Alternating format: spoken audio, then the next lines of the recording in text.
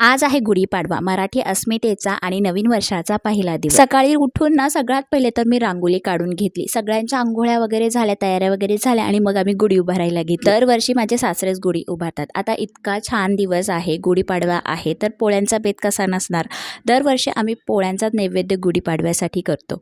तर सासूबाईंनी आणि दीदींनी दोघींनी मिळून छान पोळ्या लाटून घेतल्या। मी घरातील सर्व बाकीची कामं आवरून घेतली आणि नंतर पोळ्याच बनवून झाल्या होत्या, तर त्या मी टोपलीमध्ये ठेवून दिल्या। नैवेद्य बनवत होतो तोपर्यंत माझ्या सासऱ्यांनी गुढी उभारून छान गुढीची जी पूजा आहे ती करून घेतली। त्यानंतर मी आणि माझा लेक आम्ही तिघांनी मिळून गुढीला जो नैवेद्य आहे पुरणपोळीचा तो दाखवून घेतला। तर अशा प्रकारे दरवर्षी आमची जी गुढी आहे ती उभारून आम्ही गुढीपाडवा साजरा करतो आणि घरामध्ये सुख समृद्धी नांदू दे, रोगराई दूर होऊ दे हेच देवाकडे मागितलं।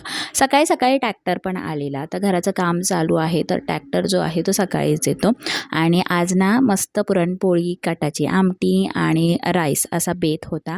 तर सगळ्यांची जेवणं झाली होती आणि मीच तेवढी राहिली होती। तर छान पुरणपोळीचं जे जेवण आहे ते करून घेतलं। पुरणपोळी खूपच छान झालेली आणि जेवण आवडते ना आवडते तेवढ्याच ना पार्सल आलेली आजिओचे। मी ना खूप छान छान ड्रेस मागवले आहेत आजिओवरून, तर ते तुम्हाला मी नेक्स्ट व्लॉगमध्ये दाखवेल। तर असा होता माझा गुढीपाडव्याचा आजचा दिवस। आता फ्रेंड्स नवीन व्लॉगमध्ये भेटूयात।